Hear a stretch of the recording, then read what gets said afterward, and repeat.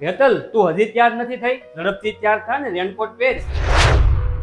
હાલ, પછી બહાર જવામાં મોડું થાહે.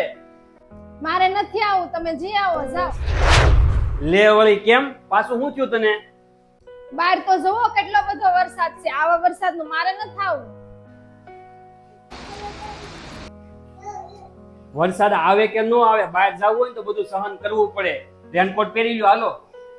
ઓય, તમને એક વાત કહું, આપણે ફોર વ્હીલ લઈ લઈ તો. આમ જોવો, ચોમાસું હોય કે ઉનાળો હોય કે શાળો હોય, આપણે કઈ તકલીફ જ ન પડે. હું ફોર વ્હીલ લઈ લો, ફોર વ્હીલ લઈ લો કે ફોર વ્હીલ મફત આવે છે? ફોર વ્હીલ કેટલા થઈ તને ખબર છે? અને એ સિવાયના ફોર વ્હીલમાં ખર્ચા બીજા કેટલા આવી તને ખબર છે?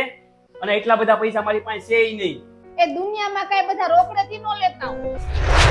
બેંક વાળા લોન આપે જ છે. આપણે લોન ઉપર લઈ લઈ, પછી હપ્તા ભરે રાખશું. અરે, આપણે પહેલેથી જ 2 લોન ચાલુ છે અને એના હપ્તા કેમ ભરશું ને તને બધી ખબર છે. અને પાછી હવે નવી બીજી લોન કરવાની.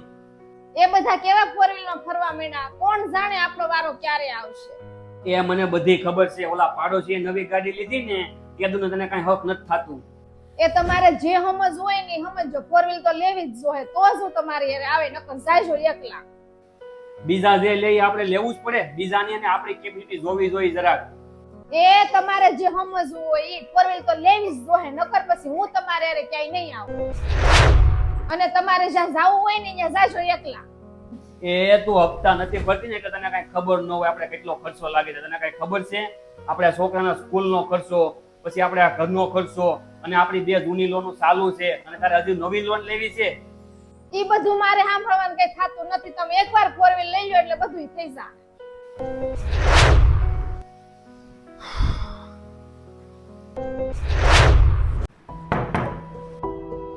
આ વિપુલભાઈ કોણ છે? તમે છો? હા, બોલો ને ભાઈ. હું જ વિપુલભાઈ છું. હું બેંકમાંથી આવું છું. તમારા પાછળના 2 હપ્તા અને એક આ ચાલુ મહિનાનો હપ્તો, ટોટલ 3 મહિનાના હપ્તા બાકી છે. લાવો પૈસા.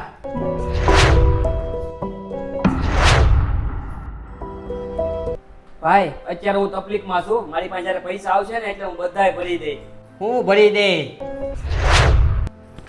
હપ્તા ભરવાની તેવડ ન હોય તો ગાડીઓ લોન ઉપર લેતા ન હોય તો? એ તમને એમ તો કહે છે પૈસા આવશે એટલે ભરી દેવું, એમાં એટલું બધું બોલવાની શું જરૂર છે? એક તો ગાડીનો હપ્તો ભરવાની તેવડ નથી ને ઉપરથી પાછા પાવર કરો છો. જો ભાઈ, હવે હું ગાડી લઈ જાઉં છું. એ ભાઈ, રહેવા દો, તમે એવું ન કરતા પ્લીઝ. જ્યારે તમારી પાસે પૈસા આવે ને, હપ્તા ભરવાની તેવડ થાય ને, તે પૈસા ભરીને ગાડી લઈ જાયજો. ભાઈ, તમે એવું કરશો ને સોસાયટીમાં મારી બહુ બદનામી થાય હો. હું આ સોસાયટીમાં કોઈને મોઢું દેખાડવા જેવો નહીં રહું ભાઈ. અરે મોટા ભાઈ, આવું બધું છે ને તમારે પહેલા વિચારી લેવાય. જ્યારે ગાડી લઈને આપણે લોન ઉપર ત્યારે, અને કેપેસિટી હોય ને તો લોન ઉપર ગાડી લેવાય.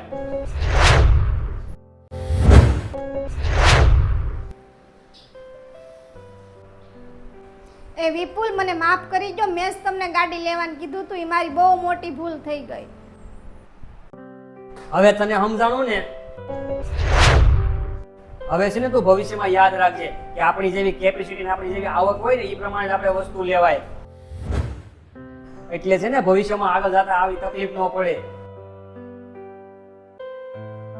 મિત્રો, કોઈની દેખાદેખી કરીને આપણે વસ્તુ ન લાવવી જોઈએ. આપણી જેટલી કેપેસિટી હોય ને આપણી જેટલી આવક હોય એ પ્રમાણે વસ્તુ લાવવી જોઈએ. જો તમને મારી વાત સારી લાગી હોય તો આ વિડીયો શેર કરજો.